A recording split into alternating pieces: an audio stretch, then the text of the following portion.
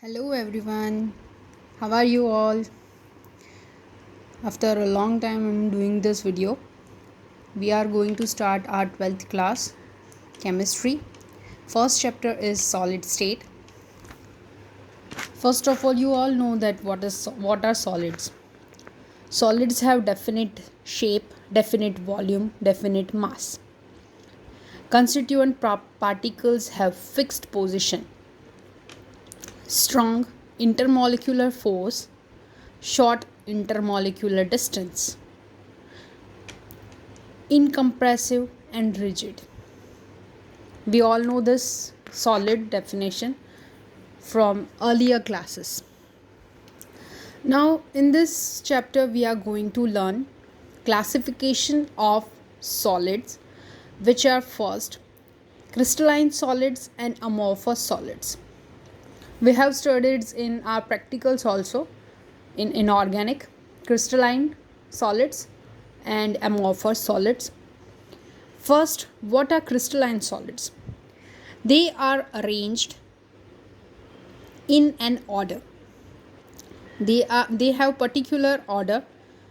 For example, we are taking NaCl, then if Na, then Cl, the next is again Na, then again Cl. They are arranged in order. That are crystalline solids. They are arranged in a long range order. So they are arranged again in a long range order. NaCl, NaCl, that a long chain.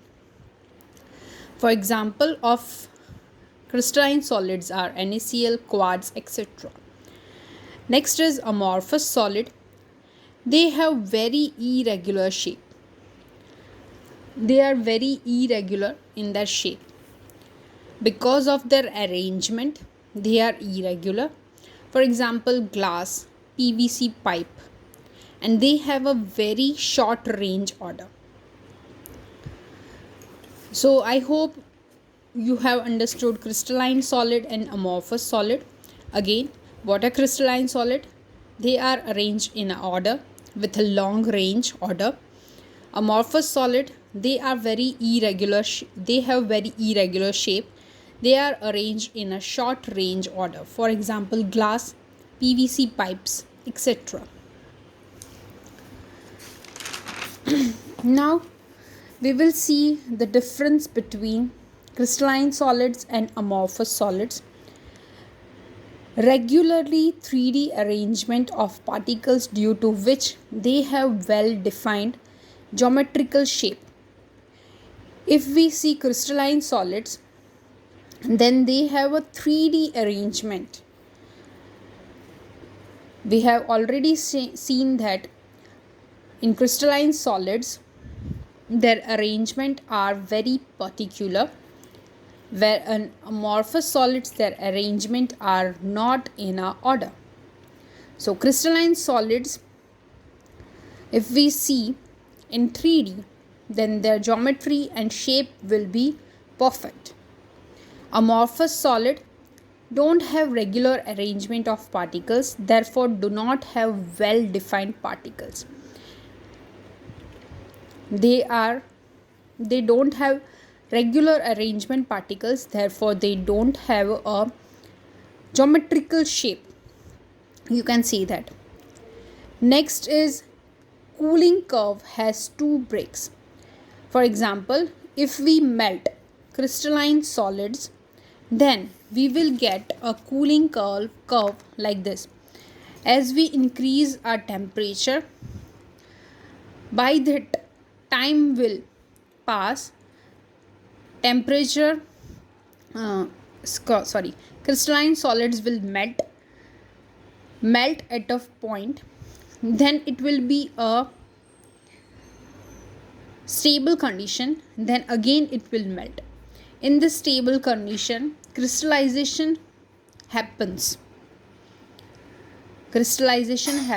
That's why as increasing temperature, there so at a fixed time, there is a crystallization formation at this point, so temperature will not go down, it will be stable, and when the crystallization forms, then again temperature will go down. Where in amorphous solid, as we cool it, we get a smooth curve. Due to its irregular arrangement, we are getting a smooth curve by the time of cooling. So, crystallization curve has two breaks in crystallization solid. When we cool it, we will have a two breaks, where in amorphous solid, we get a smooth curve. In crystallization solid, we get a long range order. Amorphous solid, we get a short range order. Crystallization solids have a sharp melting point, whereas amorphous solid don't have a sharp melting point. Crystalline solids, when we heat, we will crystalline solid will take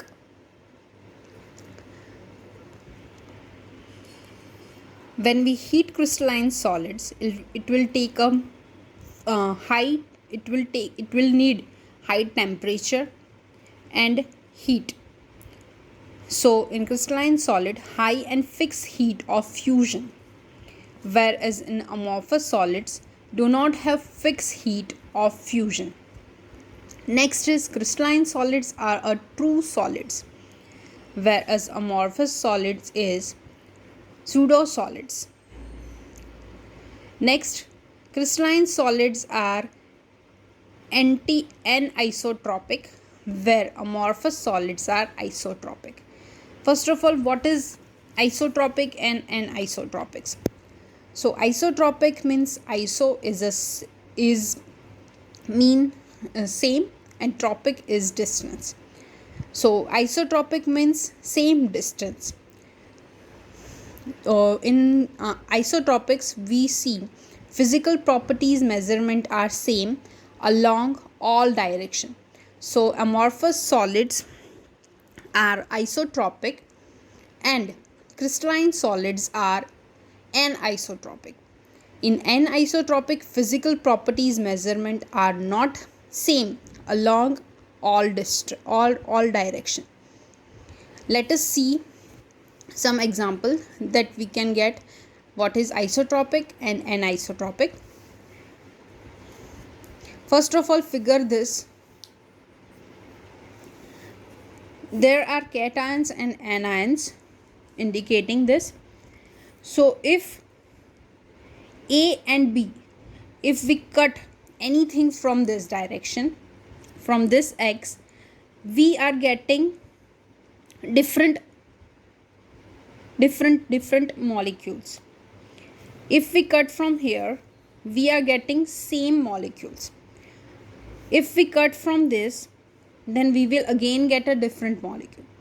So if we cut anything from anywhere, if we get same molecules from equal from each axis, then it is known as isotropic. And if we get different molecules from different axes, that means it is anisotropic. So we all know amorphous solids have irregular arrangement. So irregular arrangement means there will be any anion cation. This is crystalline solid. But in amorphous solid, we will have a random arrangement, that is anion, cation, anion, cation. So if we cut amorphous solid from any of the axes, we will get a isotropic arrangement, where in crystalline solids we will get a different arrangement. So Crystalline solids are anisotropic in nature, whereas amorphous solids are isotropic in nature. For example, if we find crystalline solids refractive index, then refractive index means we are cutting from this side, we are getting negative positive, this type of arrangement. If we are cutting from this side, we are getting a similar atom. So that is why, because of this value, A and B will be different.